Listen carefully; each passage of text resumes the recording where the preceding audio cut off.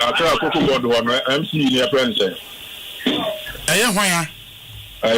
Cocoa Board Accra. Oh, so no wonder AMA. AMA pa no wakama Cocoa Board anymore Ebola san. On a sudden some kwa klenko for free ana. Dabi nyanko for makro mo ho. Ah, enwura egu. Enya some ketwa. Eja se obi pani ni o mayimu. Obi a ye de ope.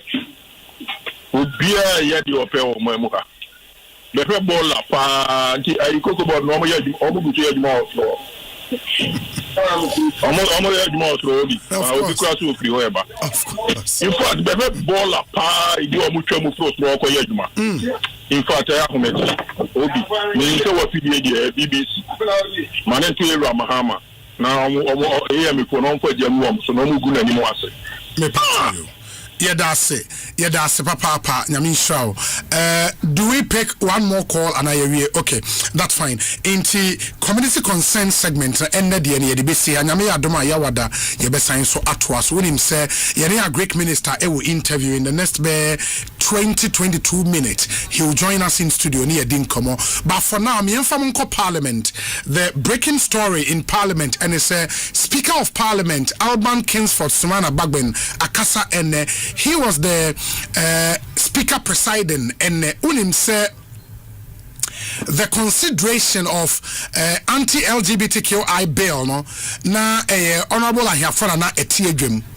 You know, and speaker ba and speaker akasa, you know, in an interview with the media say ono ene wan say or say ya pass a bail no, but all konoja instructions say omon consider bail no it na ene wan, you know, but ka say oba friend leadership of the two caucuses no na omatna se akasa.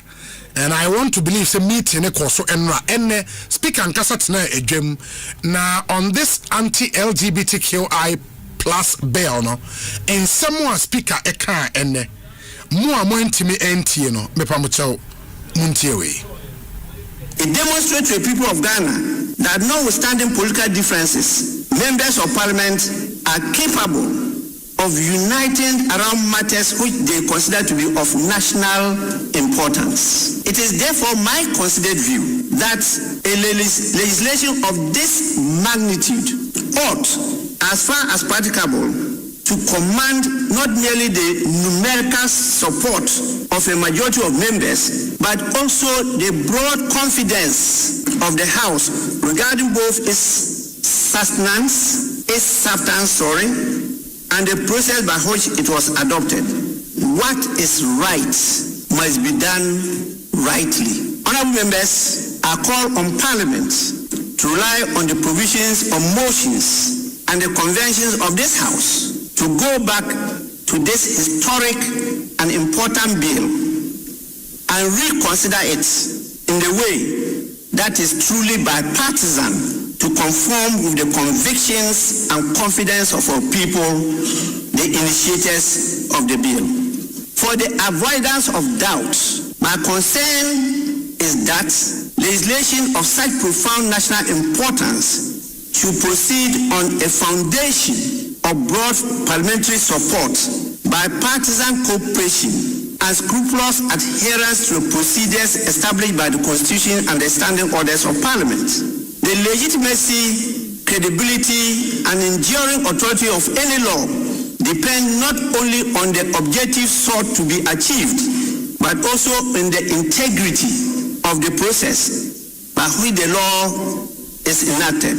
Indeed, this statement is consistent with my obligation under Order 24B of the Standing Orders to promote consensus on matters under consideration in the House.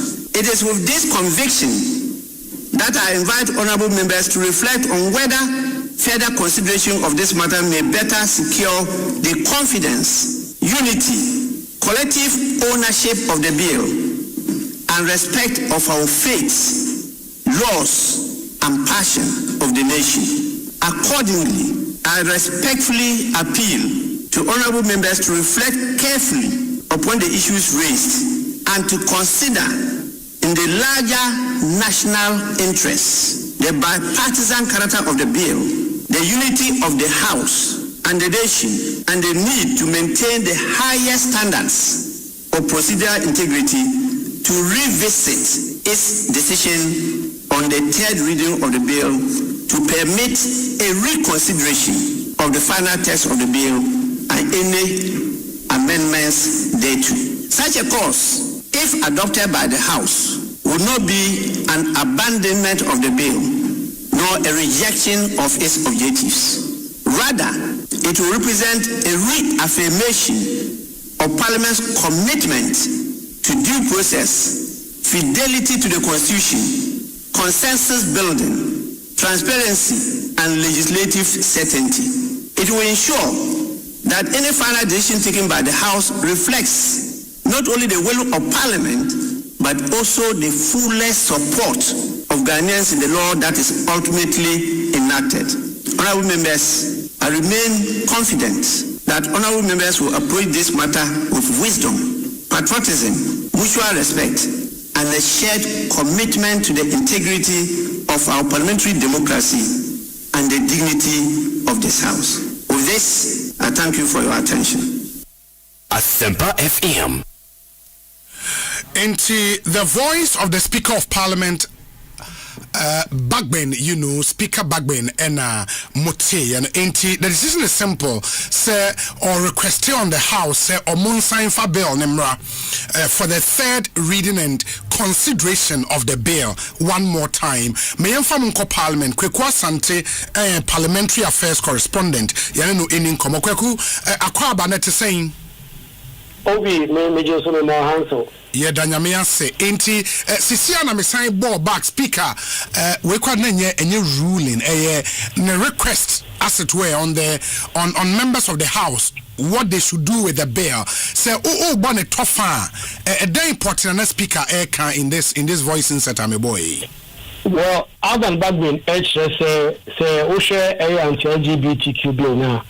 Any expectation, any say Parliament, a human or bill in a bipartisan basis. So the pass a bill, a Parliament, Bia, a G2 say Bulia, ma pass it. It represents our aspirations as a people and representing the essence for which the original intent behind the bill was promulgated. Now, or Christian Sama, Apostle, no, should they see last week Friday, Parliament, it's not bill issue a pass here. There are a lot of procedural issues here when you are raising. And we now or the adesrade, so members of Parliament in say Sanka MP4 be clear. At a bill no yen sanfa enko consideration stage mo say it's for be kaya enura Aban Bagwen LOD press conference on some conference this week. Parliament of Ghana hosting on human sexual family values. And I can say, they passing last Friday, no, or no, she said, instructions are last week, we say, Anka, MP4 no consideration, no consider be, so this week, Nanka passage, and now the expectations, and you say, Parliament, passes, and Rano, Safiadano, Nemum, and then you may offer leadership on of both sides. I'm not briefing. They see airport last Friday now on passe. And then sitting and start seeing or making what is known as the speaker statement, the statement of the speaker, saying MP4 and share. There's over tier speaker here. You can see that he appreciates a certain procedural quagmire. Parliament, I don't know what they say. About the brains, also standing on the snare. They will have a very reasoned opinion. Say the Parliament a pass a bill. Say yes, third reading, not that they are or track minimum the governor no more said by. At the Parliament, I have found two official. Let's just say Parliament a Jumasa. Yes, a Parliament ya and say, I'm bet to me a day bill on my passing, and they are called on Piniho. No man pinion be sign and now bet say on sign so they on sign no bet sign to me at the other Parliament. That is a view a group of people hold. The others who may also say that over to say Parliament for Academiano said they are the masters of their own rules, and so they hold the view say Parliament bet me I avoid you make a crowd of Marcellium, and it is a speaker. One quote standing orders bia na one quote no bia and found grounded in the position said Parliament and reconsider. He just framed it as a broader appeal, and indeed. You don't share him say and ne or tuna or tuna go see the other day. You don't a certain sense a maben so and a procedure ben so na Parliament begina it need this bill as a back consideration stage. Say a new po say says the Parliament for the majority leadership the sponsors to say bill no some bill in what form would they be reconsidering this? And you see the Ekosiisen Parliament and the back bay said the year name be Ekoso in the lead up to the passage of the bill, and Sema Erezi, no man Penisu Casao, United Kingdom, Ekra Kokan, say, Ebiana Parliament, Konomu Quorum, Emra, Omupasa Samrano. Back then, I'm more quorum, so, but he made reference to what he says is the procedural lapses that accompany the passage of the bill, for which reason, or the idea, Exo Mashebe Jum for any say, almost unshamrani bium no movement on Bayer. It is a bit uncharacteristic of Bagwin when it comes to these matters, because usually he gives firm instructions and directives based on standing orders and any applicable rules. By the day, or you know, they said, or Casa Asari pen or sorry of Nirmoa, the first deputy speaker, Ebetanasi, majority leader Ekasai, but one can't. The speaker can once in the Parliament, Ekoso, a year in the Afufro, flow. Obi. In Honorable Adman Bagwen, the my boy insert my boy in 4 minutes. I want to believe that probably he spoke longer than 4 minutes. In some more when me any of the so-called procedural breaches, no, when name bakumpo, and after so no, one sign ma precedents be in parliamentary history. I trust a pass bill be a am I assign the abba for consideration bill or ma bibisa.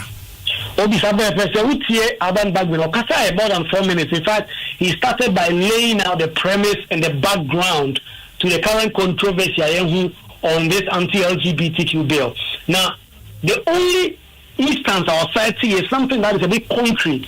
Any sanka or actually say Parliament possibly in a bipartisan basis. Say they are majority minority so anybody doing because in the party there. The only people who are happy with it is the majority side. Minority already assessed it. When Reverend Tim Fojo addressed the news conference to say do you have a party a bill? I'm what turn it down. And so this is not a bill they as sponsors brought to the house. But also in totality there, Aban Bagwe Kasayemu, he did not cite any procedural background to say specifically this is what has been breached except the umbrella.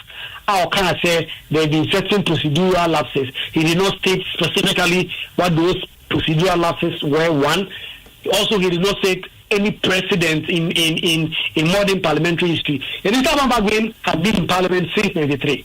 And back to democracy since 1993. Bagwe has always been in parliament. Either as a member of parliament, as a leader, deputy speaker, or speaker. And see, if there are precedents, or there will be. As far as I'm concerned, I do not recollect any such precedent in recent memory. But when Bagwin Ekasa, he did not lay out the specifics of these procedural lapses one, and he did not cite any part of the standing orders, any rule in existence, a man who can and make those appeal. And that is why I believe Aban Bagwin framed his issues with what had happened in the basis of an appeal to the house. And when you follow because me follow in some of Mampenyika or Chatham House in the UK also spoke about procedural breaches, but he was not specific on which breaches, except to say he's heard some for raise issue of quorum. So we can backbone and raise quorum issues. But I mean, amongst MPs present, so what are they saying about speaker and I say obi a tight-lipped well yes, usually when speakers are in such a statement, no MP is allowed to speak to it on the floor unless Speaker na Adrimuno or Biekwain. Normally, and those ones will be limited to both the minority and majority leader.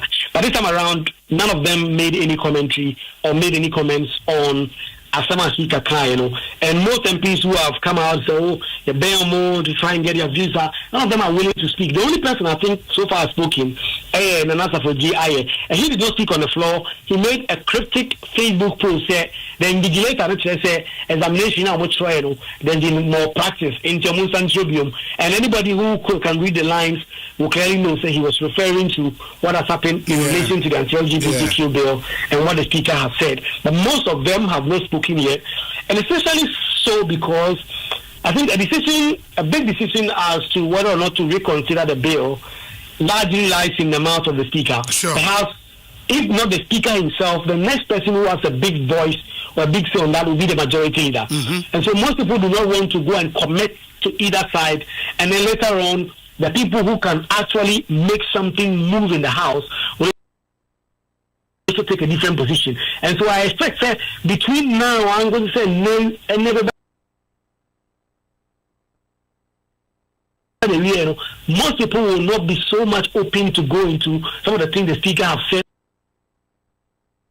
until they can feel that their leaders are tilting towards this side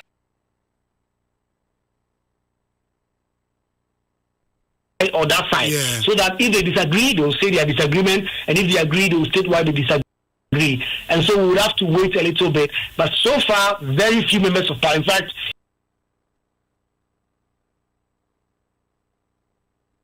there were not a lot of MPs on the floor anyway, but Speaker of Parliament, Akaseri, him said, and go see a man or trade, you will get a certain sense of where the House will go on that. And you reference this issue of quorum. And now Friday, the past bill, not even Parliament. And in fact, from where I could say, I could count less than 40 members of Parliament on the floor.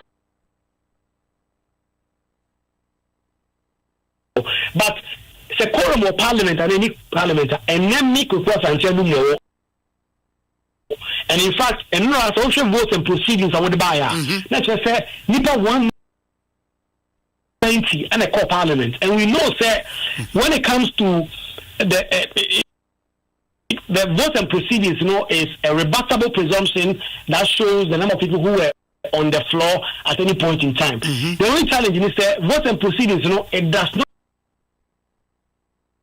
disaggregate. It doesn't say when this particular business was taken, this number was on the floor. It just says 190 in a buy because people come, they sign, they go to the coffee shop, they go to the office, they leave the presence of Parliament. And so Obia Obeka said there's no quorum. It will have to be that person's purview to prove that Parliament any quorum. And that is why I believe that Speaker of Parliament has been speaking about procedural lapses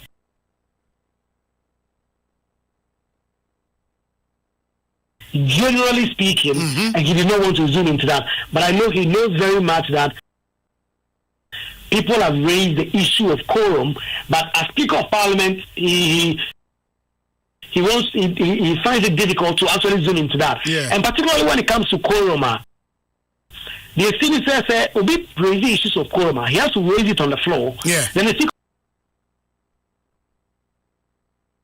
of Parliament will order a count. It is on that basis now numbers are as a result of the count will be introduced into the record.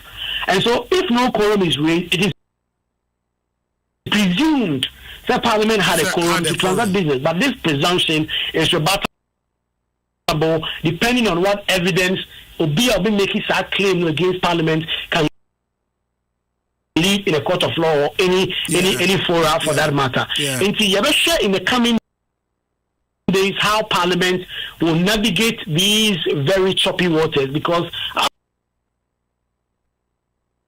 as we know, the LGBTQ bill is a bill, a divided opinions. And in fact, in the last 2 hours, the minority leader made a post which he has now retracted and said, in fact, that post was not made by him. His account was compromise and all of that. It tells you how sensitive this bill is and how everyone is trying to order their steps so not as to find themselves in a position it will be disadvantageous to them politically. Obi. Yeah. I mean, I don't know whether to say, sir, as we speak, that bill has not been passed by Parliament based on Nsema Speaker Aka, but of course on the record, the bill has been passed until such a time Parliament budget to recall the bill. Not saying I reconsider. It's a fair point to make, no? Very much so, because the Speaker of Parliament, the first deputy speaker, last Friday, he banged his gavel that the human enemy refugee and the LGBTQ bill has been read for the third time and passed, and he banged it. So as far as the official record is concerned, that bill has been passed. What the Parliament must be working on now is to incorporate all the amendments MPs a movie on the floor so that they can get a composite bill and present it to the president for assent or otherwise, or any of the procedural steps that are outlined in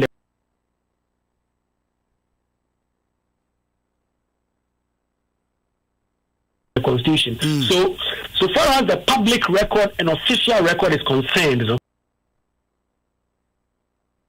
anti-LGBTQ bill has been passed, and the expectation is that Parliament will ensure that all the amendments are incorporated, and then they will transmit same to the president to signify his assent or otherwise. But our speaker appeal, he put everything on hold, more like, because that's where and maybe that's why everyone's so president can say this bill is far from becoming law. And let's see. I mean, let's see how Parliament be dealing with this. It's quite a novel situation because you said anti in penny sem our Parliament will navigate this one too. Does say kweku bibiani ebesi ababidin komobio. Why? Definitely. Yeah. Kweku Asante parliamentary affairs correspondent and I'm and kind of solid journalist. Reporting all the way from the Parliament of Ghana. Share your thoughts with us. 0548 443 523 0548 443 523. Your WhatsApp number and your message is not Fabre ni Enyimre Enkai Emma Enche. The Honorable Eric Opoku will be joining us. No Edin Komaba first. Haxa mixture and Haxa capsules. A draw ye di hun komo na many aji because of a drone prospector a war in dealing with ulcer. Many akwaba net saying senior Binyamia to Bibia Boko Bibia Koye. Na Mr. Shona Uncle former friend or more order drone it be Sasamoti and Kawaii and almost it's a Monkawa senior will be programming so not just say Ubajuma senior will be Papa Enti Yenim say H. pylori and a day also eba no cray a first ready pedium. Sino be my main fine, she and my tea for near for my gym. Our motion no mutie, a haxan como, Anna, and a year chicken me pouch. Send us will be saying H. pylori and more wow, I'm this stomach also. Ba, our monomonia can go round soon, no more natures or more coso, a peptic ulcers in the the Koya who do I first when you know, on my person to person. Obu ono mo sebio or shane yare fo bi na mpofrimu na no ne yare fo no ebia wafe ana bibisa ama na bo apete no ho e ba ne sa no bi koni mu na sa yarefo no owo H pylori mo ni bia senior bono so no wa baba benya eye sa emowo ya ye ka ho asem bi afenso no se bio se intasuo bi intasuo akowu mu obi intasuo akowu mu na se woni pa kono se bio no so so wo eye H pylori mo woni bia eno so no obetimi anya eye H pylori emwa woni bi and afenso no se bia akowo shroom opie ba bontin na nka wo to me this semina ni nsuo ehoro nsa se wontumi anya ne sa na audience no koto aduani ni mu pa pa cho ebi ehoro no so no obetumi anya eye H pylori mo wa mo no mo stomach ulcer eba no ebi enti we ya kon ya hodo a efa so na H pylori mo ne eba ni paduam ebi a contaminated water aduani bia wa bie so asi ho mo akosisi so you be a waje si wa ma mo bia kwa kosisi so sign ko fa sa aduane ne nsuo ne no mo me pacho H pylori mo wa ya omna mo stomach ulcer ba no e be to me ni paduane meaning say essentially no poor hygiene it me the ulcer eba indirectly senior be poor hygiene and kasa no directly ne emfa your friend is saying osama nemom no eboa Emma H pylori no timi enya kwan boro wo nipadua nim na H pylori no so no boro wo nipadua nim omo no mo kokoso osa no enti pro hygiene there eno ankasa mfa eye osa no Emma na emom sa honidie na nkoso yi a ebi sela me bobo so se bi wawra washroom no wantimi ahohoro nsa ba bi a wudidi na bi a environment won nye ni to akoto aduane na ba bedi e bi a na emwo bi nya kwan kosisi aduane na wudi ni so eno ntine eba ne sa na H pylori ni bi anya kwan abo edi awro ni paduane no ma akofa stomach ulcer edi aba enti se obi etie na opeso obo ne ho ban na H pylori mu bi nwe ni mu onye den sinya obi na nka beye se nipa bia na me pacho ubididi a bomoden ase wodi nsuo ni samnan ebetimi ahohoro wonsa ansa na wadidi empo wawra washroom wapie wakoye ohun yi aba bomoden ahohoro wonsa fine na bibia no enkoye emfamam afenso aduane na wudi no hwese aduane no eyehye hwese aduane na wudi no adwo a obehiti na aduane na yehye ansa no wadi se wugya nsuo bi si hono na wamu aso na wakọ aba me pacho be ya anka hwe nsuo tugu na nom foforo esan se wokoye no unni maboa wabo ababa besi so most of times no me pacho so bi a brush wo eye washroom ne battles be bia hono yi bia otaye brush no wagya brush na to hono mo breko a on cover so a ontwa ne homra na bia na entefre kura ne samo wan kitenkete bi aba be fefa homo bi omo wc mun kitenkete bi timi kura timi kosi so nto be ba no wa hunu nto be fi say brush no obetimi asen ayi so obe use no bon saka kofa H pylori mo wa bi e dey abro tisinya obi sana asan bono ehia papa na e friend say so obinya ulcer contagious ultimate the sign yes ulcer no me try really yeah ultimate the sign because say unya osa na America say ebia etimi fantasy mu enti ebia sabio ebia deep kiss na nas baby san etumi ebo edrum ana obi nsoso no akọ washroom na ebia wan hohoro ne nsa wanye ne huye no de bedi aduane na wodi no so do nsa kotum di bia ene momienu nyina no H pylori no aba mu ni paduanum ana ye momode ase betimi practice eye good hygiene na bibia no so na timi akoye basa ne dia ene oyo na ade ba konso so aya na ma senior obi o sanitimi be kesi onipa sopa ye time a eye pinkless ahodo ye NSAID ndu na ahodo no ye de no mobrekon bi a ye o market yetie ya yesisi ya ne yankasa koto pinkla ni anom e ba ne sana me pa twa wonso so no osa no otumi ma ya wa e wo osa ne mu no e be ye kesi nti ano so ye nsa ne nso na ye ntwe ho emfamfre ho is a mo ni bi enya kwan wura uni padua mu a the all sabeba sapepepe e ba ne sa na wo hia haxa mixer and a capsule senior obi nti adro we emra me pa twa stomach ulcer na na se H pylori mo na wura uni padua ni mu no obu on ma senior obi H pylori mo na so ulcer na sa nyansha se se also in Yamaya say H. Palori Moana Row Nipada Unuma Duya.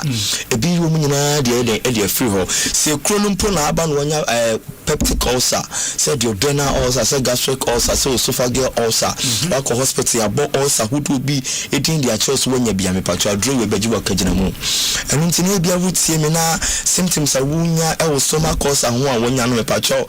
Do you know yam now, yam ya, and a pay, oh, I don't know, I don't say, no commodore, then as a now, Kodanimpunu, when you did.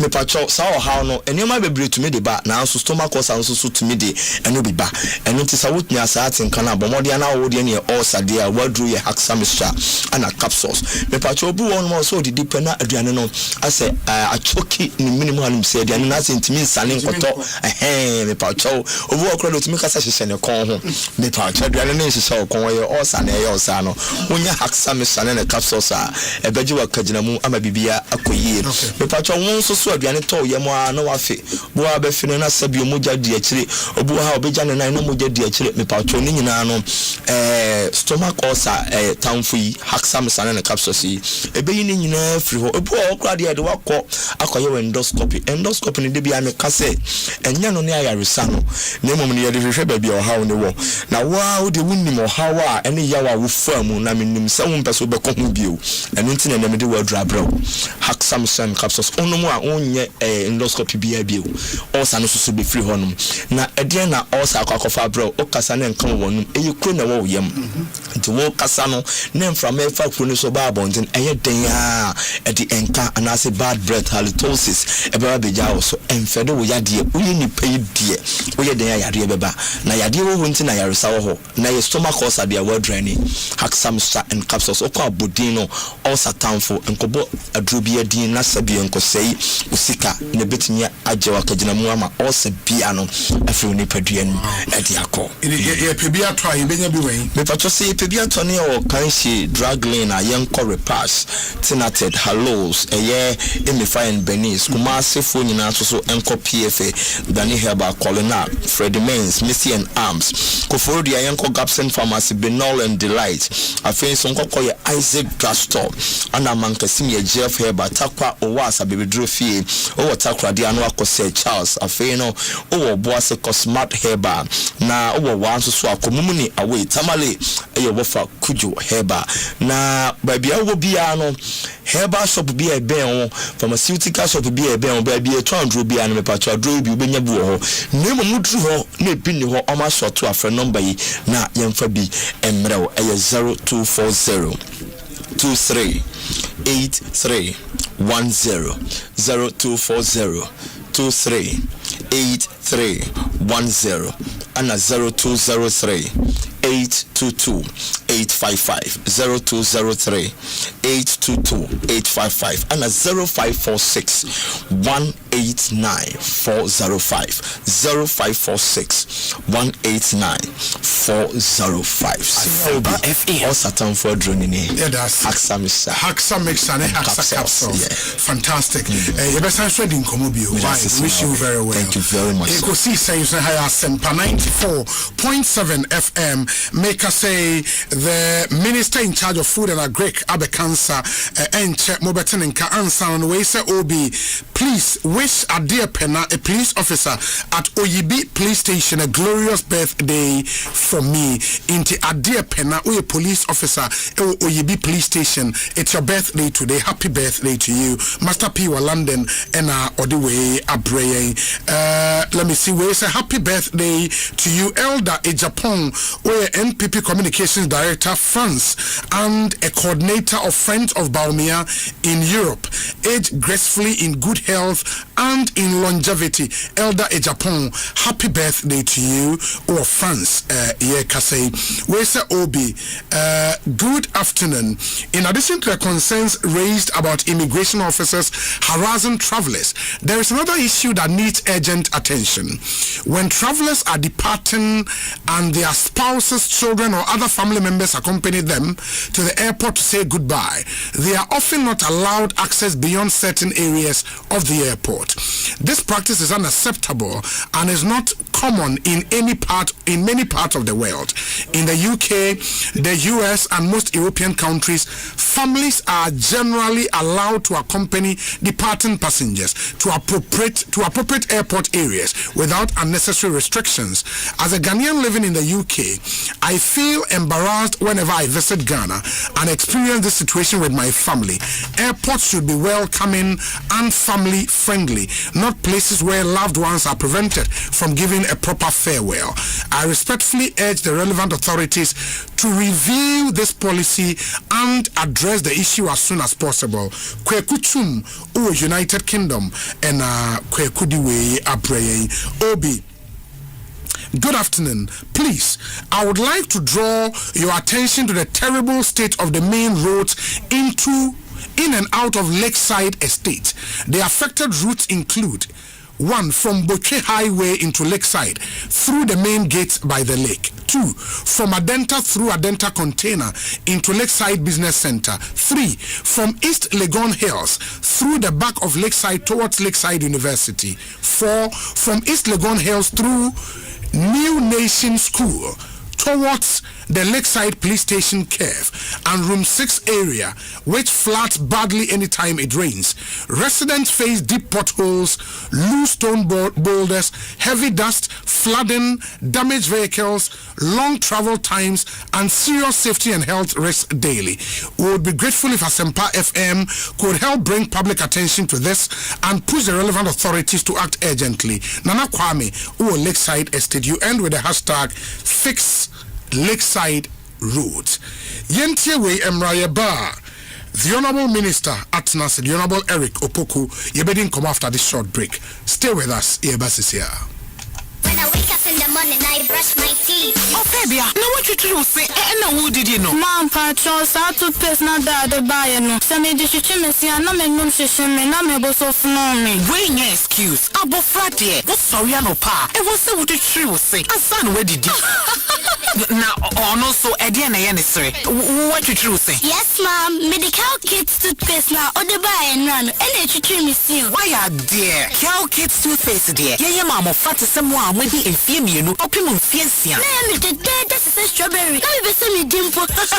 There be any toothpaste. And you toffee, why? Yes, say the cow kids toothpaste. The mamma fra with the infame you know, opimum fiancia, dear to true one say. If we say, a boy, a say, in one bottle. Ana ashie e pamumwa wa mwa e hase ne mana ho de mapa me bomo de se me de Kel Kids toothpaste be ma me metwitri wo mo se abribia Kel Kids toothpaste e ma mo fancy twitri ye ni jese Kel happy smile. Hello, lady in the water tree. I was on summer for what you just said. My hi, my friend Pamela. Mr. Mami mobile app details na yen fan count to me bio. And I'm a Crawford was to say me pretty. Hello? Customer experience. You're blocking my account, Mr. Mami pin number na me unblock you. The billing they hope pray to me feed you. Mr. Click the link what text message I send you no say Sierra. Na ya upgrade won ko yen ATM services for front so. Na wona manage won ho pa ne wona wo click kan ne ansa na wo dwene ho. Can't no cray, like play. Won't grow bit to me at the science and feed you. But who buy? I say EcoBank ain't free and I ain't sending with email and I'm messaging Miss our PIN, OTP, bank card, and our Ghana card was Asempa. My winning now, EcoBank, the Pan-African Bank. African green tea, Purple. Then you purple. And this a water mackerel I would you and me. Come on to African green mackerel. The wait so we look at it. No purple. Ensema wudwa esinyina emwa kese e wosa wuti biara Asempa yetia e na wobetino Asempa yetia e ye kasebo a ye de bro e wo Asempa FM enwenu nsia empire mu 6:30 sharp ensema wudwa esi ye hunye ni nyina ye de bro Asempa yetia e ye straight to the point essence Asempa yetia Syntax Tango Syntax, if you want quality, this is where you belong. Syntax, strong. Oh, gonna shout and sing the song. When the sun they hot, syntax no break when the rain they fall. Still no shake, builders they choose and plumbers they prove. Any project you they start.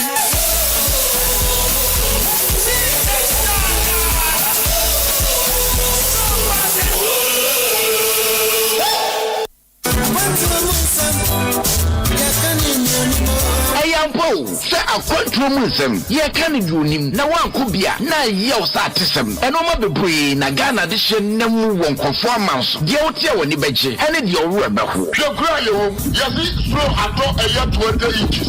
3 days yet to be where you grow, and indeed, Tiabuchenko, Aquamanqua, Akuntejo, and you bro Asempa 94.7 FM. So it remained that I see young woman on it. You almost yakakra. You almost will who. Yes, yatie. Yenyinatrasia ya kabum meme da bia e bonosia e premusia ekosi na watwe twentwere ye ho e wo abrochi se de yakohu ene de abeduru fie de yehu ne yehwe de ye ne de aba de enye no eni kwase ye ze na je se abrochi nkomo na dimu tintim pa ye be no ma hodo a e won kofo aman so a ye betimi de aboa Ghana amna fa ne to ma pefra o man yimpuntu na habot sign passport won sensem ni nyina ye de bro e wo abrochi nkomo dwumadi yi mu ye be sa so mo akwanya no Robert David Nicholas free Germany. Kobe. Yeah, Amsterdam. Concept was for about Jeff woman and then woman at no mutation. Program, no project, no Shannon, say a minute de beer, 6 p.m. Bogan near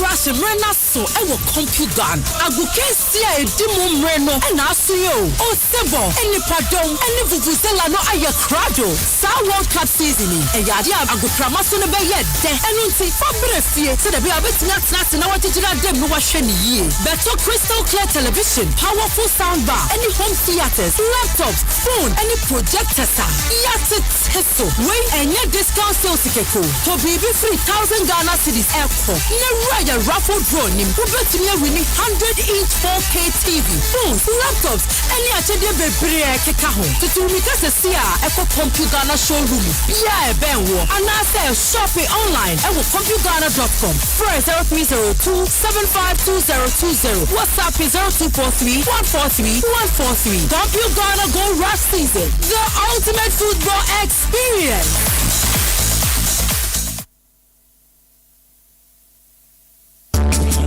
A diet on a boy of phone cry say HMS is covered by the Bima Bowl with the Bima Miss say HM what die on Mrs. Watch Summer 7 and I don't matter feel with your don't come in so the single room self-contained Japan more and that 2-bedroom apartment at Town Cry and the HMS state now could be feeling a boy of Fosta and it's just some say so we have Papa Wana Branta with Ghana and Manoni. So we talk Dai Bipe when we tell we know it's in first half Brahma we say no we see Gadi Bio. Assembly say Messi Pay no day. With your one person so when and then church away. It was 0573 999 999 0573 999 999. Miss Simmons say a single room Chimbengo and a 2-bedroom apartment. Chemana, almost a wood base in a wood dine to Wasuji, and your mudajing. Did you know that Ghana currently spends more than 8 billion Ghana cedis annually importing food that can be produced locally? That is why this June, Joy Business and the Super Morning Show, in partnership with the Federation of Associations of Ghanaian Exporters, FAGE, bring you the Joy Agribusiness Month 2026 under the theme, From Soil to Sovereignty, Building Ghana's Agricultural Self-Reliance Through Innovation. Join us on the Joy Super Morning Show, Joy News, and across Joy Business platforms for a month-long national conversation on Ghana's food security and agribusiness future. Week 1 focuses on government policy, trade and financing for food sovereignty. Week 2 explores research, innovation, mechanization. Week 3 examines infrastructure, value addition, youth participation and agricultural financing, while Week 4 highlights opportunities across key horticulture value chains. The final week looks at consumer power and Ghana's roadmap to food sovereignty by 2030. Stay tuned to Joy FM and Joy News.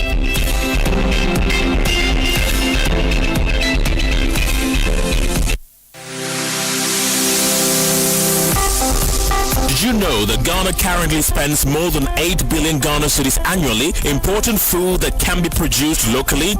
That is why this June, Joy Business and the Super Morning Show, in partnership with the Federation of Associations of Ghanaian Exporters, FAGE, bring you the Joy Agribusiness Month 2026 under the theme, From Soil to Sovereignty, Building Ghana's Agricultural Self-Reliance Through Innovation. Join us on the Joy Super Morning Show, Joy News, and across Joy Business platforms for a month-long national conversation on Ghana's food security and agribusiness future. Week 1 focuses on government policy, trade and financing for food sovereignty. Week 2 explores research, innovation, mechanization. Week 3 examines infrastructure, value addition, youth participation and agricultural financing, while Week 4 highlights opportunities across key horticulture value chains. The final week looks at consumer power and Ghana's roadmap to food sovereignty by 2030. Stay tuned to Joy FM and Joy News.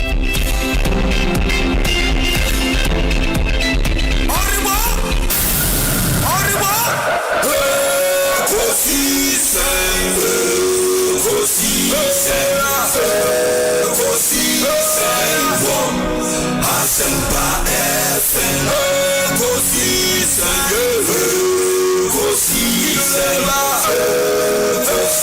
FM. Asempa FM.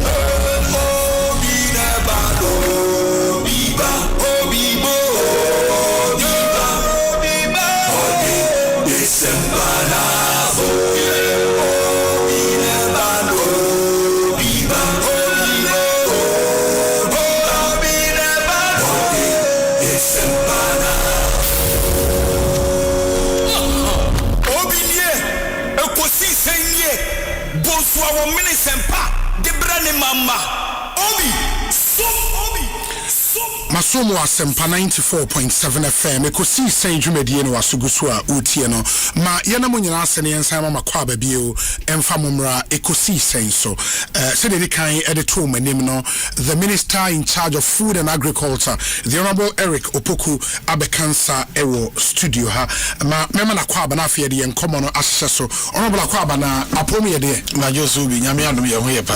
Ye da nyame ase. Agric ministry eboko nyame adaroma boni bi ani ho.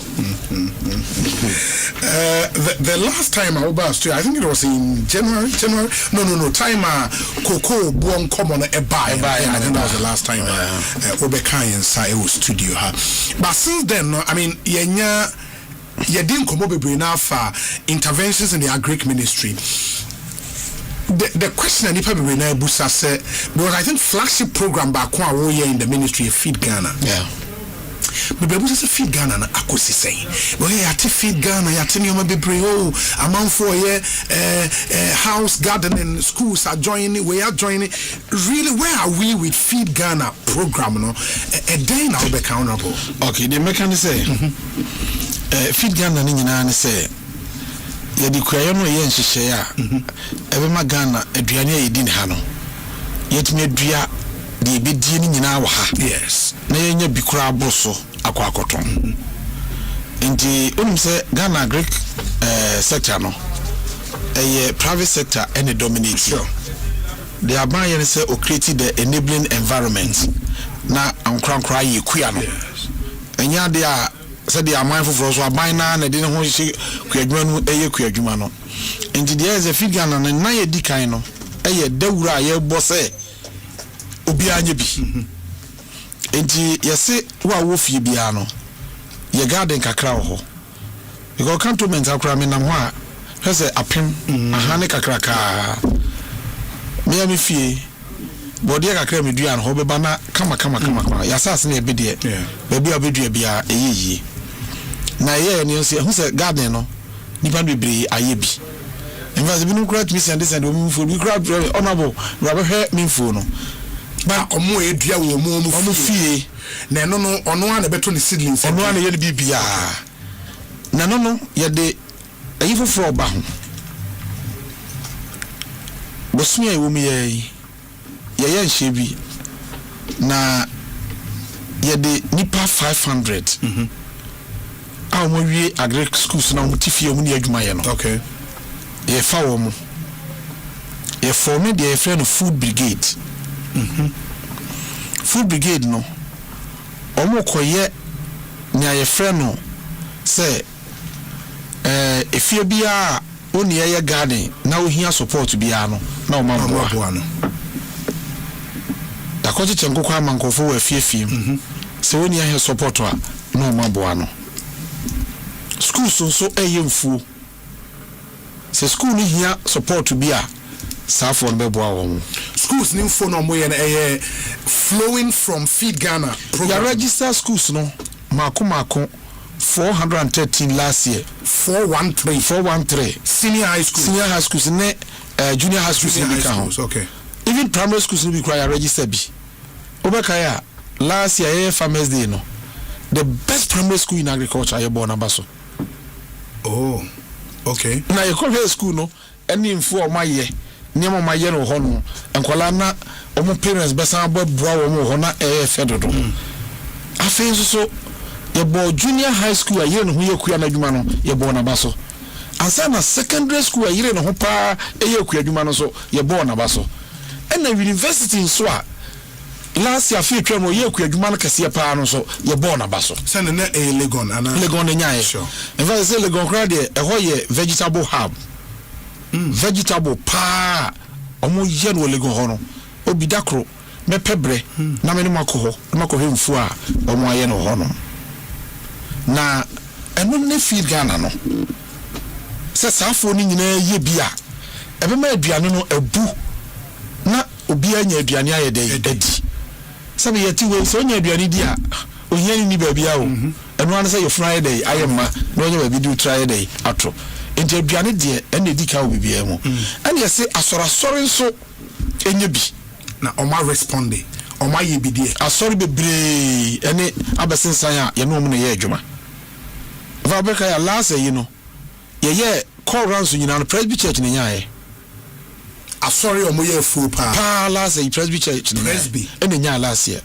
fu ne wen ye bom abaso omo fu ahudo bebre in fact ye wo teams a Ekofeld ko hwe ye selected professors from the universities and no ko ye ni nyina the document ni nyina bre pictures videos everything Presby sorry nti on buy no me office say the show say the backbone this one will be an phone be bia edeba wow the last year Presby Church in nyae no much no church be crowd how about say oh media na menya starte afei na se menya asase bi 100 acres it was a minimum sign na so nya kwan na mekoye bi if you almost as sorry ne be sign what do you do for them and so ne be sign a almost as so mo ya na ya support mo input okay the fertilizer and the wa near the biakomo se seed near wa near biakomo so we so here extension service so we say ya catch for bo mo na ma ya catch for no so akoboa wo mo na ama nso no bibie so ayebi in fact ye ka say minimum so no bi wo ha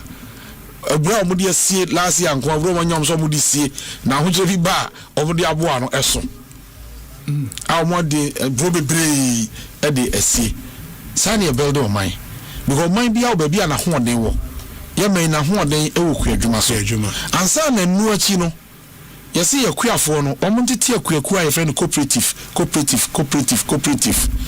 eno so cooperative no ukoye fidie no so a asat last you know ne wo be 70,000 ne achiri meba ne manhwe latest year was conference program e number high by him say ya trust ha no eko na FAO for nso aboa ye o matiti ma pesca o mo ne Ministry of Food and Agriculture team na ka bom e na cooperative leaders no ya start origins ni bia o mo ye education ma o mo how o mo si manage cooperative no sani ebe ya cooperative ni o mo a yɛmfa sɛ ɔmu dua nyinaa dua ɛmo a ɛwɔ the same area no makam ho abom no ma yɛ cooperative sɛne bɛyɛ a ɔbɛtumi share ideas ɔbɛtumi discussion problems together bibi na ade kɔma ɔmo nyinaa bɛtumi handle no kama ama ayɛyie it almost as cooperatives na the same input support yes na cooperative no ɛno nso so deɛ yɛsan de hyɛm no sɛ yɛpɛ sɛ yɛ mutual credit schemes sɛ bɛyɛ a cooperative na bɛtumi agye bosea na ɔde ama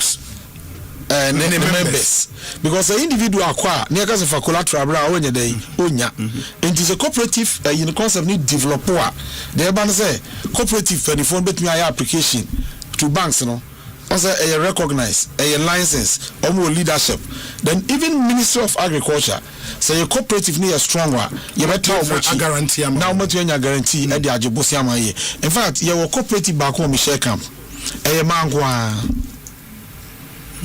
I would do vegetables near my hood be Canadian embassy ekostra wo and on beka chere say cooperative from do money hu on be so mboaye no mo koye na man de asone nse ka no na edo to me tractor ni mfidi om de be ya adwuma ni nyina ampa Canadian ha commission de sa ni mani nyina bai e ma me amene commissioner no ha commissioner ko ho ekosi a cooperative ni nyina ene ye presentation de show am sa in fact last Farmers Day no omo the best cooperative. Oh, Michelle Camden. Yes. I am award, ska, so mfanye omo cooperative no eyi. Oh, okay. Na makoko to meeting back one. Obi say your cooperative ni nyina prefer sa kwan no so a your mind be gina yi. Your mind be timi agina yi. And from where you sit no, the Feed Ghana program no is live and kicking. In fact, a life can see a pa because this year, so cost school be mukra, and bet you say, well, be near DBSCA. Yenya Diawi, Yenya Diawi, if you shall see a great dia, the Nema who do be in a day, Ekoso. And now, corporate a Feed Ghana, no, yes, campaign the Ubona your boy, no, and also the Faso be a day, Abba, because your individual be cry, maybe a journalist. Now, when you're fooder, okay. But the boy entity omdo ho akose ku adwuma nim minimum bi oba ma office honorable me na me nkoye portrait da bobo the rosa no me so de makoye mu hwe kosial ma ya aba bebre enti ye kase Feed Ghana emo aya na ye boa enkokon ketenke is it linked to Feed Ghana na yes Feed Ghana no se enya aduane nko an ye di ye we nam so enti na ye hwe se ohwe Ghana enkoko aye wie na dudu oni nyina ye krafi amano ne eneba won say o kan 2024 budget na abanda da ne ye na o kire mu say eko 2022 no na nkokwa ye wi Ghana nyina no 324,000 tons now so emu 15,000 tons per and a Ghana to produce here there's a Ghana to produce just 4.6% of your total poultry consumption. Nasika do one around $350 million. Afi bi ane ko crop poultry and ba omemu. Obi sas kana de kono e ko kreti nyuma wo ho. Ama oman no me poultry no omo man tier ma ba nya adwuma ye. Na ye yenkwala no ho aye de a kire omo. E de 8 million ha na 350 million tra ha.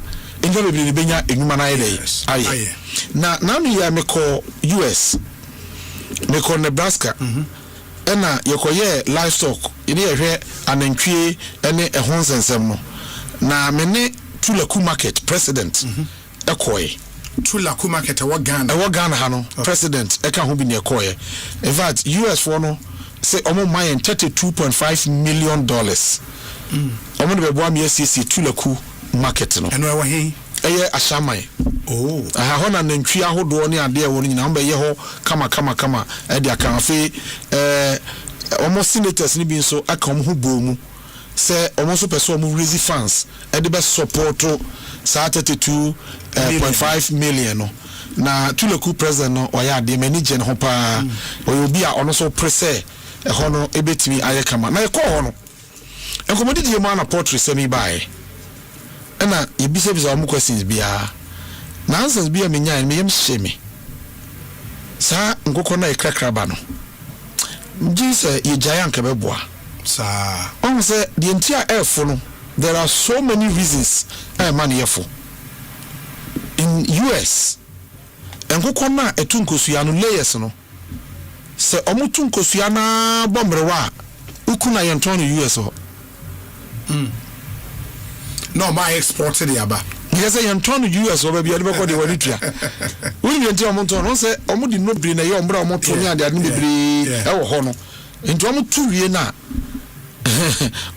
ho de makwan ma wonton wo ho so what you say yansu yan mo na ye na ye no quality yemfa no bebre nye ye ne kama ema eyeyi enti nkokon nkitinkiti no ye chemo ahodo bebre ne nai ba ko no se aban de nkoko 10,000 ba constituency ho constituency be at 10,000 ye de ba ho a nkoko ne ye nkoko a yawo mo da krope wo chema wo mo a enye bi da na nkoko no bewuwu ye pesa nkoko no so ye dai enya ahoden enti ye pe obi a owo nkoko buo no kese near the 10,000 na kogu ho ni amana duana ono ahwom so burudu be say 1 month na mo ho aye den a wodi ma obi a kokko no nyedai enwu ansana ya de ama konso bi nipa 200 50 na omo achiche abaya dwene say wo ebe ma obi no se wo yen na eyeyi a ton na sika no sanfa shem na nya adwuma nyedai emfa mawo enti meno ka say Western North region ya chama omo wie much 10,000 per constituency. Per constituency Western region. There are Western North. There are 9 constituencies. Ya cheni nyina. Ahafo ya cheni nyina. Bono region ya cheni nyina. Bono East ya cheni nyina. Much I will brood and never announce. Ya dia ma individuals no. In fact what we do no say ye nya the co brooding facilities na one man no so a constituency bebrebe ya ntimi ko ye nyina. Enti ya ni assemblies no. Ye ma ye reps no ko na assembly no ma cheche. Enti Eastern region ya cheni nyina. Every constituency. Greater Accra, every constituency has been given. Ashanti region ya cheni nyina. Volta region ya cheni nyina na aka 4 constituency bia ya cheni na omode no enso. Enti 4 constituency no em say nra na metimi ya adwuma say omokọ akoye eho adwuma. Central region ya cheni nyina.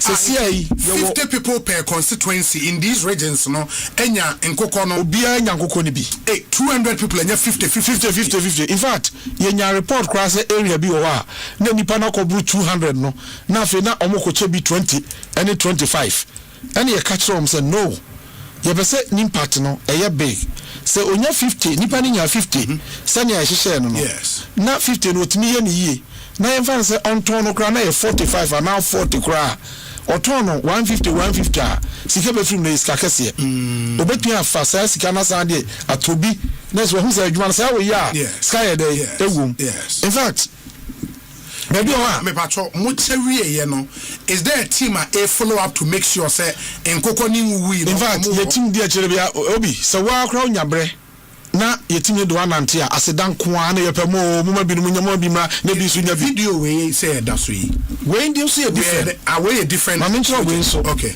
we no present mama ye no say yanhwa wo mo a eye akunafo a e mo bra sabe nkola gu wo so ade o mbedi kra e den no na ye ma wo mo sa enkokon gete special one we bi na aye o madwuma a o betumi aye enti no eye ebese January February ya no me che makomako ahenum 500 no me the battery cage no fa nkokọ no 120 na me de akosi nipa no ho na me de aduane a ye de be ma nkokọ na ko ho ansana mama supply and nkokọ na kogu cage ni ma ye dey ama wo cage bia fa nkokọ 120 at we ye bia no ena nkokọ na nkese na ye compile ayi ni nyina ye de ni nyina ba no ahwe bi obi be ka jo say osesare de episode be tuza onyankokọ agosua no 18 crates so that say when January ya February yes near the koye last 2 months January yes near the koye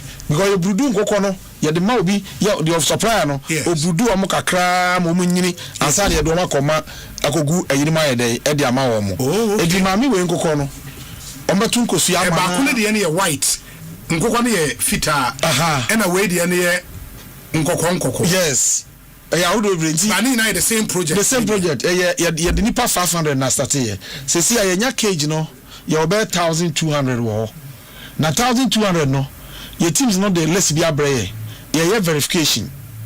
Because we no so the call ma obi no the command in nuanom me yere ne mama e de ni brakase ye dey eba ho obi apebi but ye the most vulnerable in society we okra kromo wote no mante mo fo na akra na boa no ye dey odidie in fact one woman bi a command bi one nkwala 11 ni kru na dwane agya no 11 and I'm crying now bobo so enti we ono de no me ye no 2 wow and I'm de e car ho and catch him say this one ya oha ase a ekọ kama oka je say obenya bia ka ho danka emu abai kese e de aboa na this is munye dede bebre wo we ho say yeah afa na manfo ahya ase a ngosua no omesa nkosua ene ade and they say 1000 no e wo ho a ye compile list no ye compile list we a be ma supply no what the cages na call sa efiefie no mu nyina na wa ko fixe o fixe we a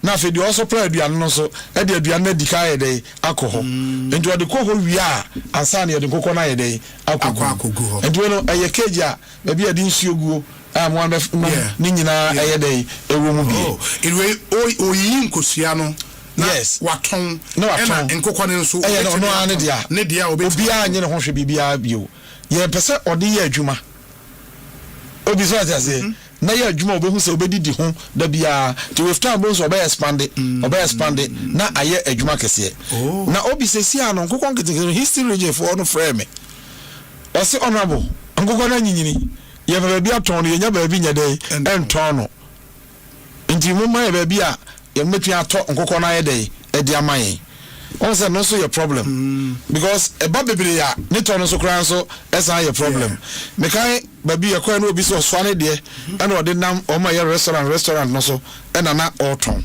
ba no no shisha ye sha se ye ne say ye nim se ya anya processing na nka ho a ye benya problem e di processing no bechem de no ye de ama contractor ogu so ye de eye bechem bo mo ko kate sort yes for that project say ya dru pempenso a ekwa anim na contractor ande nyoma ode ye dodo ni nyina so containers akoguo na no me ame kotachima me facility ho ehwe ye fund this our project no government of Ghana ye private yes ye private person there poultry processing plant center kasi onye plant to akra ye center no ye be ye hatchery aka ho hatchery ka ho a ye be ye hwane nkoko ni bi e wo ho se be ya obechiche dia ma omo obe register omo na e be ye nkoko ndi abre factory no because integrated approach nyasa wo nya nkoko ni bi fa because one hour bi obekum nkoko be 3000 but ya say it was so nya nkoko no mo enti beka kakra bi ama na wi a yade be register farmers no ho no ma de enti ani private sector na yeze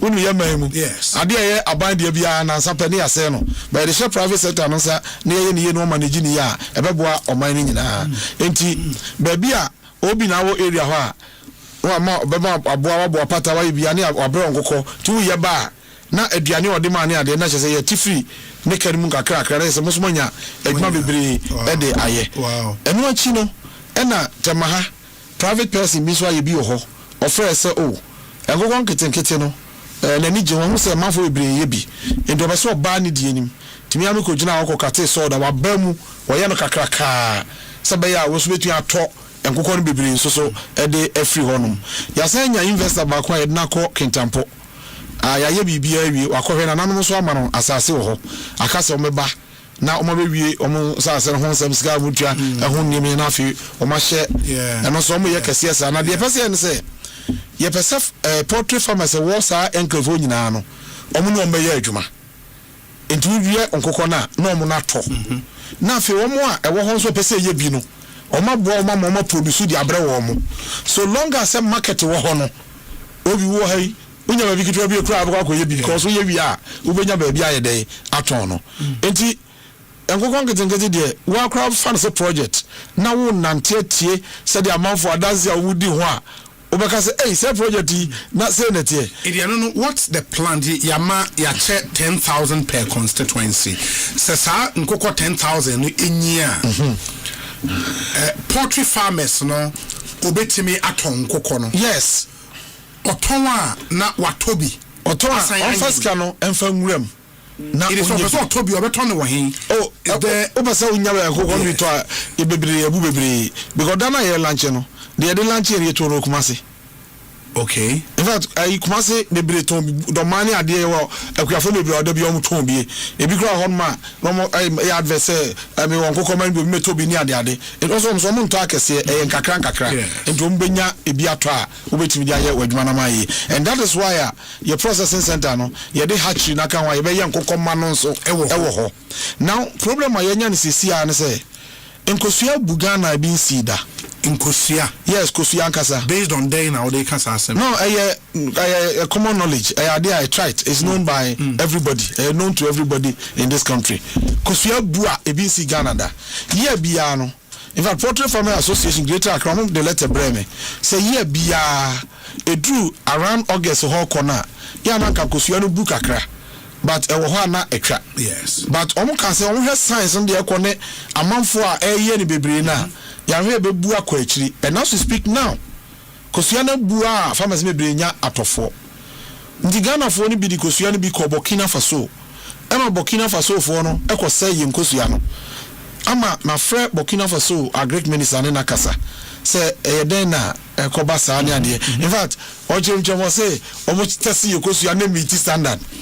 But finally yakasa ya de agosi say omo the delegation beba na ye ne pharmacy na ahia na omo hunu kwa mefa so omo structure no na omo nkofo na ba abefa Kosua na ye de akobebre na omo no dream produce dodo ewo ho enti sia no na ye call Nebraska na me ne Ghana for business guys enom ko na edin komo nso mo machine ye di process Kosua ye Kosua no powder edigu adiem na ye tonton packaging kama na ye tonton na omo kire se maami bia start bi wa ha na ne de no eye ketwa ejime ka kire omo se omo fa maami no mra ye office ye wo facility bi wo ho a ye betumi a support no ama watimi anya atremu kakese no na watimi a process Kosua na se Kosua no mbe no so eno so enya market engineer another business area ye nuan ma a new business papa no ombetimi di omani so aye dey ahwe ho no because Kosua no abu pa enyagro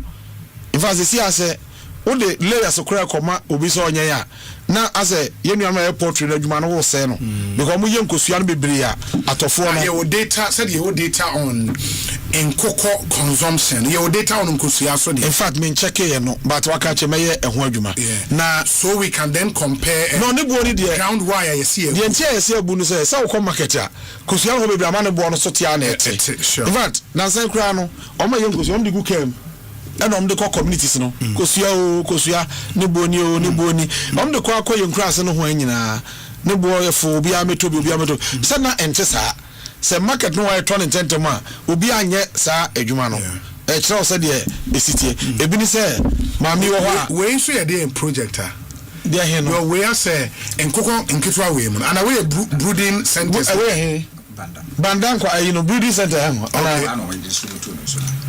no distribute no oh okay brooding center e wo ma ati we mu na distribute ma individuals no say what you say okay edi o na ko cheche ho de no de video no bi e buy okay you say na brooding centers net and your farmers na wo da mo poultry facility no na mo de amo omo no wo hu nim de e wo hu bibia say what you say because contract na de ma the also supply no e so be brood enti ya odi ni sika on obetua minister be so otua o me brood ni na na aye kama e dia because one hand ni ye a emua no ebewu ama the problem aye dey aba but so otimi handle ni ye dia na aye mfaso so e dey ama for more mutie we radio so no say who access to internet please ko YouTube na o share videos and the pictures na it tells the story when I plan yes once me ka just say answer na ye be ye nkon kitenken ye di kai pilot ye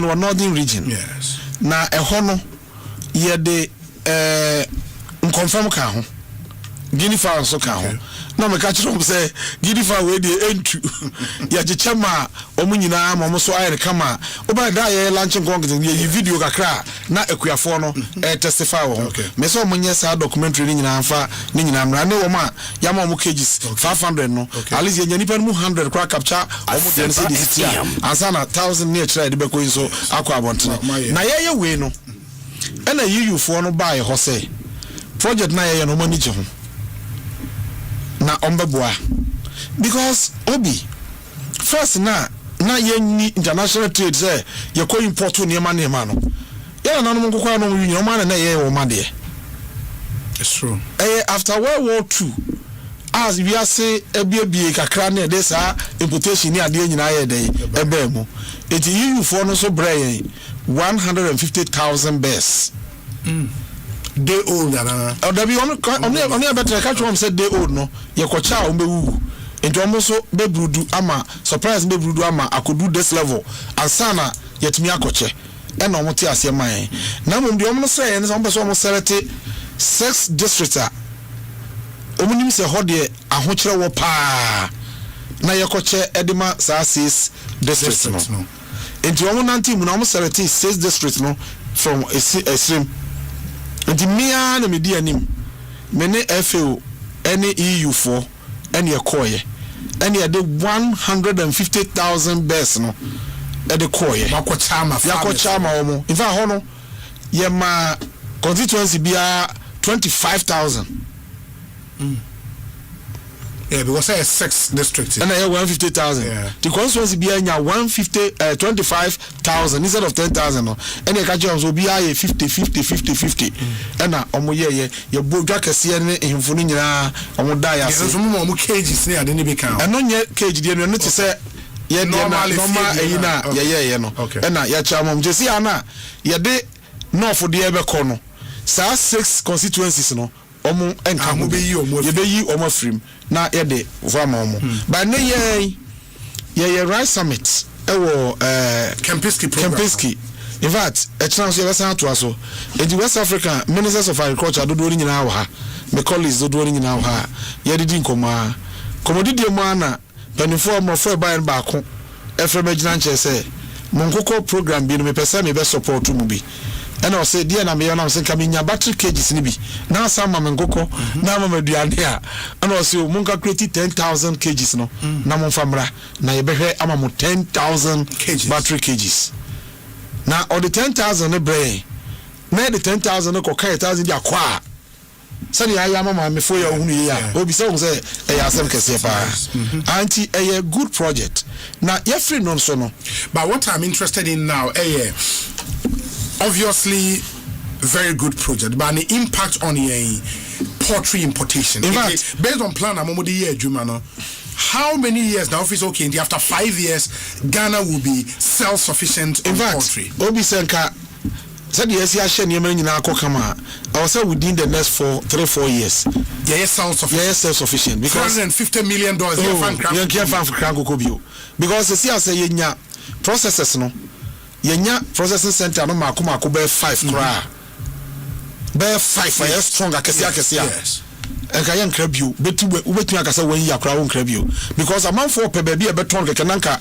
won do msika dodo nyina ye dey ashim enti the first year was ye create no a demand for ye local yes but you know said there is this conflict between importers and so a powerful lobby yes they are very powerful you call Nebraska no ye ne omo importers ni bi na call yes o say omo sisi ebetimi ama won ba bi ebe process ya package no kama ama wo mo a come so mada agye nkofa come fa na heya na come turn direct from the factory but they say it's cheaper so we import here cheaper but cheaper because quality you compromise also yes yes media dey man can see no reason to man can see say what man say but what do you so sure ahanti am ka jo say ye dey na more nutritious and again every Ghanaian must understand so man we be ye ama ye mane na nanu manya adwuma ya je se ye nyina no ade ye Ghana ha no eno ne ye dey ekọ ho because every CDB our spend atra ade afri oman bi mu ne ba ye no what the adwuma ne free ha e ko baabi se baabi fo nya dai enkoye ba sa auto free ha ya van say de ono ya nkokọ no so de kodwom ne eto a so be bebre o ya bebre no ofa nipa bebre na de o process no so ono so ba mu a process bebre no ono so ofa nipa bebre enti wo spend jana de to akokọ no e ma ba nya adwuma ye e ma unu nya adwuma ye e ba ma wo anso kra wa nya adwuma ni bi aye dai aye that is how o ma ya abrochire develop, and we must do the same thing to develop our country. But countries are now implementing protectionist policies. Excellent. In our case, yes, beyond say Yasha CIA put in the work to do Nyoma what show videos in also a parliamentarian. Yes. Is there anything more here on that way? In fact, to bring policies measure production level. Say nyame ya yadom na your production level your processes no come na production level ko be say 80% of our consumption. Na man for anya interest say dey unya to a you betu process ha ma wa I didn't think was here masa anko kon ba bi o so mechanism bi was here the to bi am protect ye man ya was here na sa ma ye kama eno nya adwuma ye den ba se unya nkrosu gab no na ko implement ya ubenya challenges we bring ba se si akra ye no ye can see no ka jo say kakra kra ye no ne to na ye dey aye problem. And you see there is something in this country ade bia eni kwa say obi akra akoma akwa wa ya akona wie na onya market grant on say so your year akoko wie onya ba bi ton abani ye ni agonya ba bi ton. That is the problem we have in this country. Yen father kro en ye room ya certain kakra ye kono challenges bebre be dey ebeba as and when a challenges na ba no na ye deal with it nkakra na say farmers bi ba my office omso mo dua soya beans omunya amanfo nto entina ya worried say ampa say obi koje bosia de na ho den ehim koye soya na onya obi ntwa next year no ka so nkodo bi wa no because the odo en faso bi anye dey amaso obi ye guso ne nti enam nyina na yedi hu nkomo ye ne hafo mu betu aboa hafo du aboa ene ye nya investor bi ono so or set it up poultry processing bi on the feed no wa ye aduane no Ghana ha okay and I say honorable me pay 30,000 tons of soya misikani mumu na minya bi edmi frɛ akuafo panifo bi sɛ minia me pay 30,000 tons soya and ne ya se nya akuafo put together buy no high ne ba sesi abeto and was me man no nya contracts kakra me tron fidie so aka kwani bi o soya wo ba bia on ton ye no person ton no your bias wa ha omaye crado sika ye ready so mbeto o person to o silo kasia awasia o to agum na o de no aye the process na wo ye no o se de o sisia no the next 2 weeks o be short. It is a crane bi will be on your day. They no say or the number be one more number cry for man now fremo. Now link up keke. Okay. Yenya be facility ama wako na wako akoto. Soya beans. Soya bean. Okay. Say this year yenya problem ewo emo any aburo ho. Amanfo adua aburo ne mo pa this year. In fact, me constituency for instance. Na amanfo adua mo na nya bebre say de mahu this year no. Young guys man tell no ba bebre they were bia de ho hye mo ni mu. In fact ye de copy for bread seed ema ye the seed no e ko free ko chiche emo no e de me ma akuafo no bebre cause honorable ye dua emo no be de na enya atofo ye nya atofo. In fact ko Northern Ghana baby o ho a emo no gugu ho se ya ebi kura omo de agu afo mo na paddy no ye nya omo nya baby omo ko enkoton no. So, okay. Now your problem ni you encourage production no amanfo adua ama abusu sesia aka ne tono for the first time in the history of Ghana obi government of Ghana say Messi jom na mato aduane ni bi okay na ye dikama buffer stock 100 million Ghana cedis so mo fanto bi ansum baby 200 million cedis abandon share 2026 budget mo no yekrom haya na amanfo twa tro ebinom se de amaba fafo ana omde to ebu a efiri ayi amanone omontomo a enya yi ye ya hu nkrata akoe no Minister of Finance amayen authorization of first kan mayen ne mfama bafafo yensa nyan kan sika no ye engage private individuals a ya register wo mo say omonko na omonkoto sa aduane no na before some free ano me wo omo numbers any omo location nyina a ye de bema sabe ya so bi kutabi na okoton a obehu se ha ena saafo no wo ti maka kire bafafo se omo publish your daily graphic na areas a ye hu se ewo ho bebre no a yetumi anya nkofo a ekoto no ya advertise wo mo na akuafo no hu se ha no de niam no kwa ye betu ato e de ama no. The problem I always say a paddy rice no. Paddy no. On say ya na a dry pa. In soka say o mele no yemfidie no a ebubu sa so a onu ye kro auton a ya na enye yi. Nti o me ya pa ball no nsuo ni ade aguso na ma no eye no kama no. Nti the buffer stock here and say this year on budget o me ye no. Omo beto millers papa no mienu. Yadi ko si baby omudua emo na kese pa no na omo de meles na alcohol no me say buffer stock na atwa mele no direct so omo de buyers me to abra omo na omo mele se si aye kase kakra kra aduane kakra ya twasie se be ya ekomba nei Ghana benya bibi kakra edidi ho no ya warehouse e wonyina ayema warehouse e wonyina ayema tamale your warehouse kasia wo a aye dada na ye to bi ko gu musa because ye nya ba bi fa aduane bi nya dai engu 80 warehouses been our predecessors esi no ni nyina ye ma bebre ho a ye nwie nti ye de bi ama bafa for say omo incomplete na omo ntimi nyusu na commodity exchange for nso ato aduane a omo so ba bi omo de begu no so ya ye problem nti omo so ba ye no ya kasa omo so omo maje ebi no omo so incomplete na omo ntimi nwie but now ni WP for nso apeska so omo hu ye situation no eye tamale warehouse kese no omo koye e de amaye na ekoye na ye problems a hini ekoyi ye duane na e de akoguo na yenya amoma ye niye ni asa de biago enti buffer stock chief executive be briefu me afa no mo explore say ka ankran kra wo bie no omo mbeka sa na ahwe na koma ahin han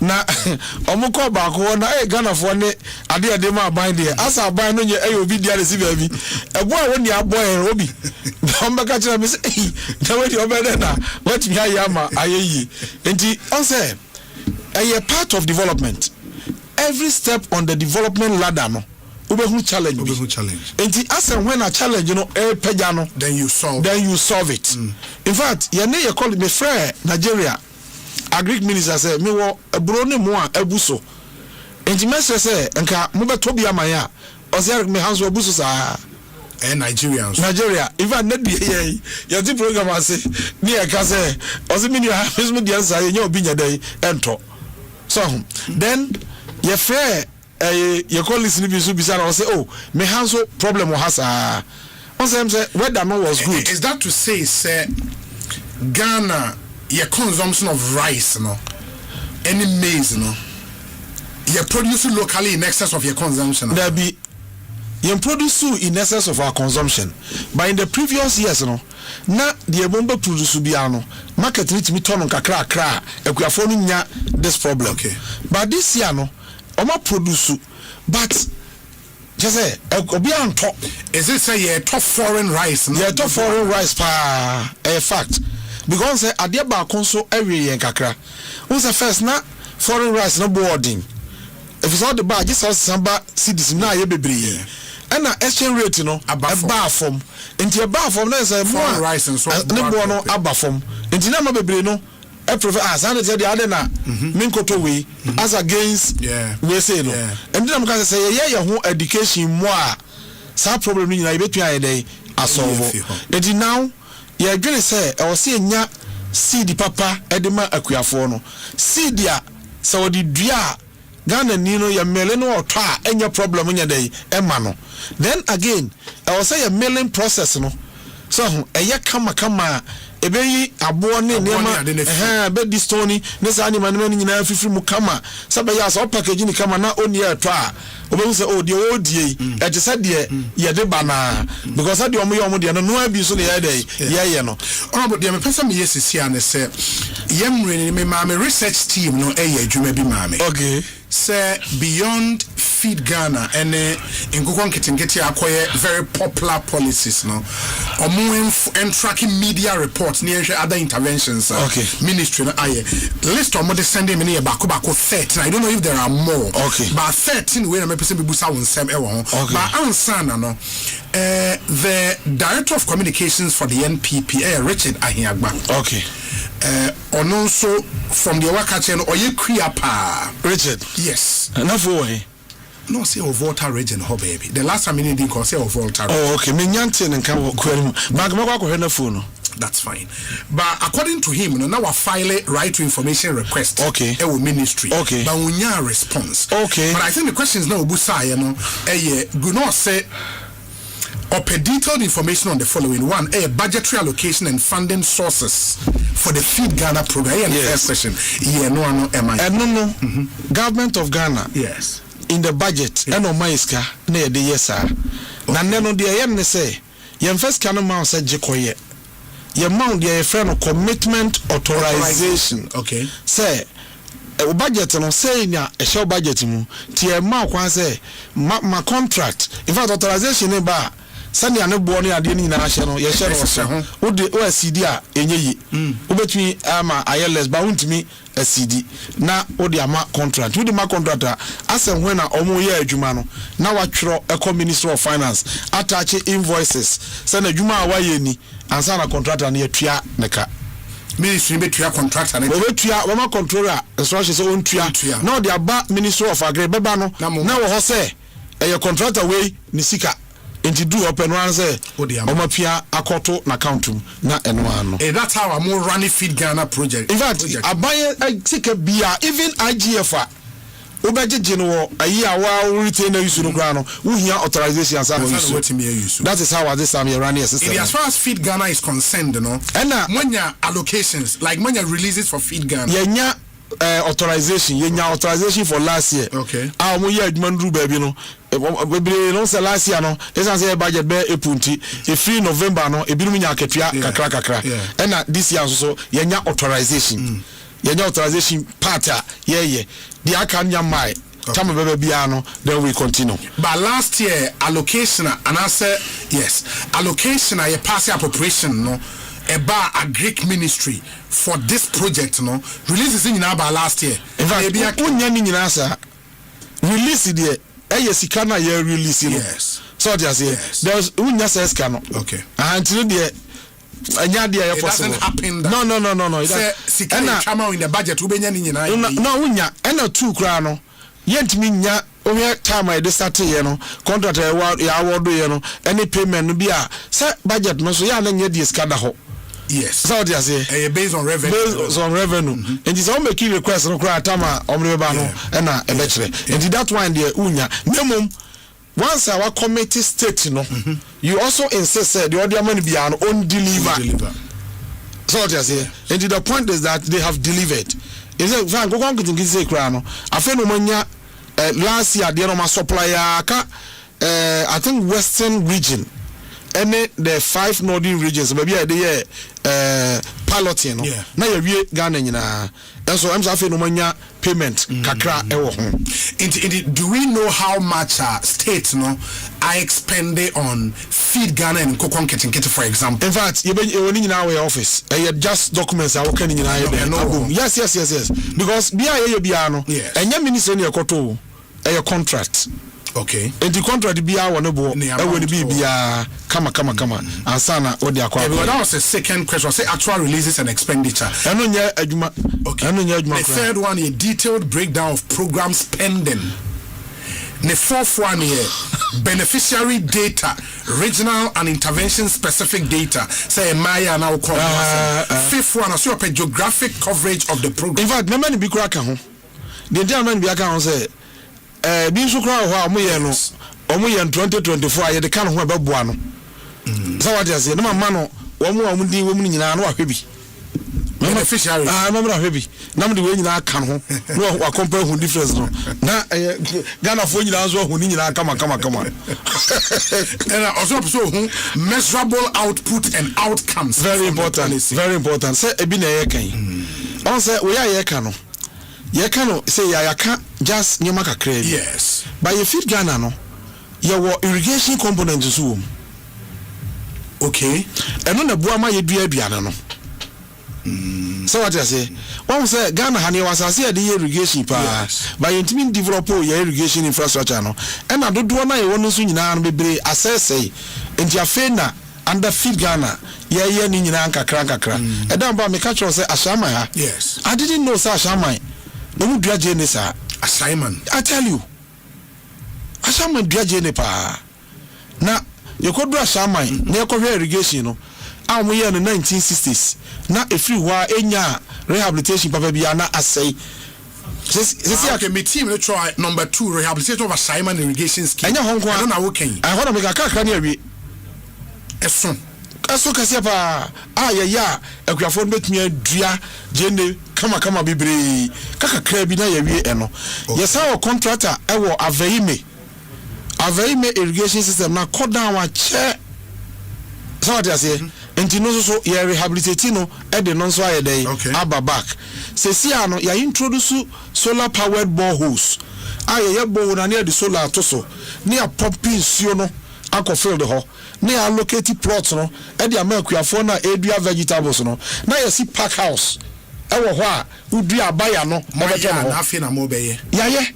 boreholes there no solar powered boreholes yes my bako be say in fact ya started mako 250 but my commission 25 solar powered boreholes in fact 25 now my commission ene de ye no enough nko 25 no eno enough ne ye no na no de esan say anantwie ne mo no ahwe ano makoma cause ye san fense edu he me na no ya na mo okro be friend mola okay I want to inaugurate 25 ni nyina me kambo mu wanpe ena me gina fa kono because me drink all the 25 ye borehole na ma pipe de akonfuo nim ya two borehole no e de tank asiso okay ene ya twinsuo no ye de solar no asi ho ene ya pipe ene ye de ko ye de atutu asasim za wo afuo mu ho nim ene ya twitwa e de ama farmers no ndi farmer bia wo portra oyeso adwuma ndi cluster farming yes ndi buyer no ewo ho a ono omo na ho de seed ope no e ma wo mu omu bia wi ana wa off take in fact oko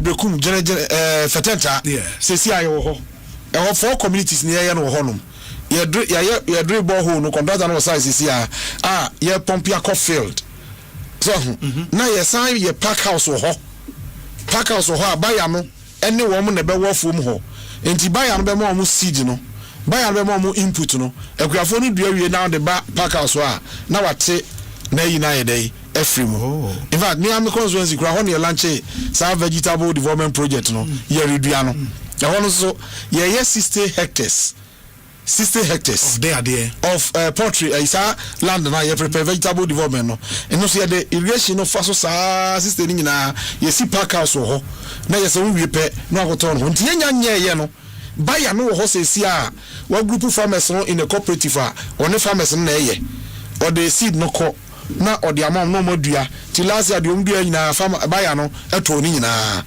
nti ye wie we nyina wie dia na say farmers na nya center ena ombetumi aye throughout the year enkoye one off program tem bi ombetumi aye sesi aye ka say one of papers my advertising project bi ye makomako 88 a ye pese ye fence ba bia emua no wo no e wo northern part ba bia no so ye cattle ye tunsuo na wie na ye be pompia ko field amomodua no say am fence a emua no be ko akosai ni nyina that was as the ayen sesi ano ayi ba bia nsuo no water table no ye bia no ye be ho aba nya ba ko se betu aye 5 hectares in that 5 hectares ye tutu na ya fence ni nyina de amomo na 5 hectares no ye twitwa de ama akuafo no na omwum na obi aye na dwuma ento mu wi a ofiri mu fi anamo krosu sebe ya abo bia ntime dey emewuram then again one say baby to say Dowenya me koye inspection with Dowenya warehouse greenhouse na ye no na ye 100 tunnels sa pata 100 if you say yeah any new suda e da hokwa enti ye ka say ye pe private individual bi a oye onim to so na dwuma ye na hu mafles Dr. Kamasa okay Ghana ni ho no say meye ena ye de man no na me ko hentos ahona Dawenya flex for no yes ahona office a ye supply ko embassies any supermarket bebre ye Ghana fresh toast in fact do Sunday church ni bi or the toast ngu ke no da kosi church no anyone na Solomon no toto ewo ehonum ena nep for no so ekoye bi wo akiri ho enti eno so na ekoye na ewo hokwa chese omuntimi emfa nye ayibia ndie ka kire honorable Erikaje say ono omohwe nanka omofa ma omo na omo develop ehon ma say greenhouse facility ni sama omo into omo move co field open field ena omu dua mako ene entos no because demand no ho okay in the flex then just tomatoes right? Tomato ne pepper ena unim